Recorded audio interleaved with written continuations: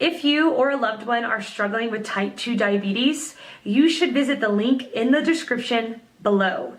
This clinically proven, drug-free program lowers blood sugar to a normal level and can completely reverse type 2 diabetes within just a few weeks. Here's today's video. Medications that actually help with type 2 diabetes. As we saw in our previous post, standard medications such as insulin, sulphonylureas, metformin and DPP-4s can reduce blood glucose but do not reduce cardiovascular disease or death. Yes, your sugars will be lower, but no, you will not be healthier.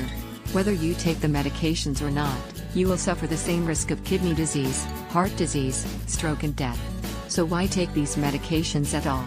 Well, that is a good question, for which I do not have a good answer. But why don't these drugs work? It gets back to understanding what, exactly, insulin resistance is. High insulin resistance leads to high blood glucose, which is called type 2 diabetes. But it can be most easily understood as overflow of sugar, both glucose and fructose, in the body. Not just the blood, mind you. The entire body. Our body is like the barrel in the picture. As we eat glucose and fructose, it can hold a certain amount.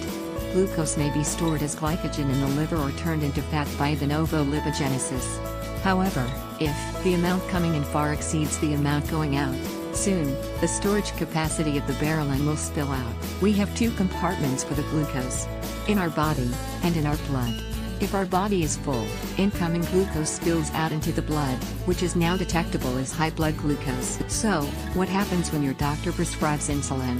Does it get rid of the sugar from the body? No, not at all. It merely takes the sugar in the blood, and shoves it into the body. Sure, the blood has less glucose, but there's more in the body. And the next time you eat, the same thing happens. Glucose comes in, spills out into the blood. If you consider the rain barrel analogy, then insulin neither reduces the incoming water, nor does it increase the drainage of it. It merely sloshes the water around in different parts of the barrel. In your body, insulin has moved glucose from your blood into your liver. But it has not eliminated it from the body. This is the reason all those classic medications like insulin, SU, metformin do not make us healthier. This is exactly what we see clinically.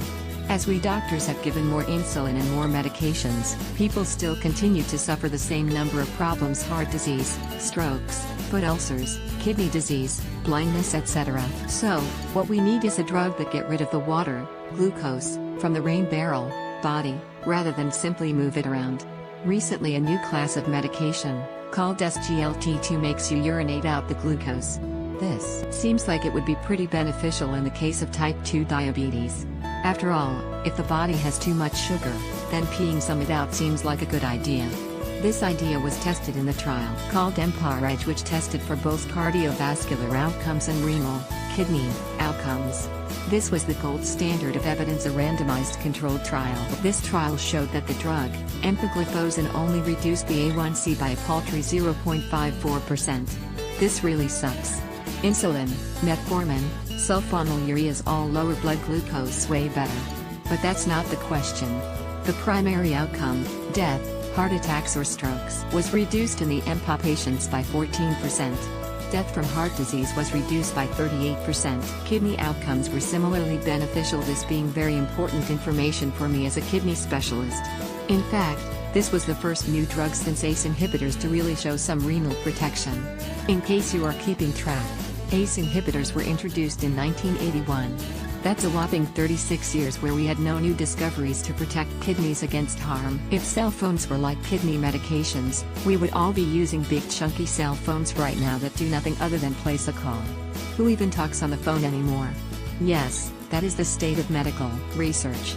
No wonder engineers only shake their heads at the state of nutritional/medical research. This result was confirmed in the recent Canvas study with another SGLT2 inhibitor. But the overwhelming question is why these drugs work. Once we understand the paradigm of insulin resistance, it's pretty simple. Insulin resistance is about too much sugar in the body.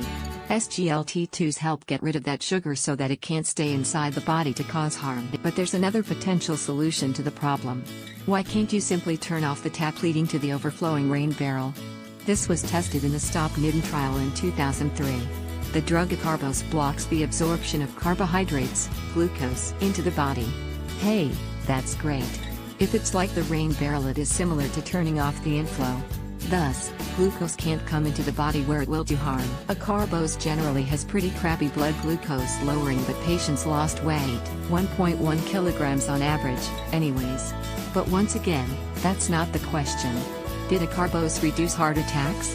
The answer is an emphatic yes. Heart attacks were reduced by an almost unbelievable 49%. Another new class of medication is the GLP-1 agonists. Liraglutide increases GLP-1, which increases insulin temporarily, but also slows movement of the GI system, and the resulting nausea causes weight loss. The LEADER trial, a randomized controlled trial, showed that these medications could reduce body weight. It reduces blood glucose, but only barely, an average of 0.4%, a pretty crappy effect according to conventional medical thinking. Once again, the main question is what effect this has on heart attacks. Well, it was able to reduce heart disease and death by a respectable 13%. Deaths from CV disease was reduced by 22%. Yet another medication showed in the appendix of the LEADER trial, it is significant that using liraglutide meant you could avoid taking a lot of insulin. New insulin added dropped from 43.2% of patients to 28.6%, meaning that using liraglutide could reduce insulin usage. Weight loss is obviously a big part of reducing insulin resistance. If you use medications like insulin and SUs that reduce blood glucose but increase weight, well, it may not be good. Metformin and DPP-4s don't cause weight gain or weight loss, and they're neither good nor bad. When you start to use medications that empty the glucose from the body rather than simply moving it around, then you start to see some substantial benefits. If you empty the sugar bowl or empty the rain barrel, then you get healthier. It's like garbage. Your house does not get cleaner because you throw your garbage under the bed. You need to throw it outside the house. Insulin, metformin, SUs and DPP-4s all do not rid the body of the excess glucose. Neither do they prevent more glucose from coming in. So the studies consistently prove them useless. However, if you use medications that both lower the blood glucose and cause weight loss, well, now you're cooking with fire. All of the SGLT2, a carbose, and GLP-1 lower blood glucose and lower body weight at the same time. And all of them are proven with double-blind randomized controlled trial to reduce heart disease and death. No coincidence. But here's the main point. If type 2 diabetes is simply the body filling up with too much sugar, then reversal only depends upon two things. Don't put more sugar in a carbose, GLP-1. Get it out, SGLT2. But you don't need drugs for this. You can do it with intensive dietary strategies. The rest is up to you. Don't put more sugar in low-carb diets. Burn if of intermittent fasting. The key to reversal of type 2 diabetes is entirely within our grasp, as I've written before here. Share the post medications that actually work for type 2 diabetes T2D40.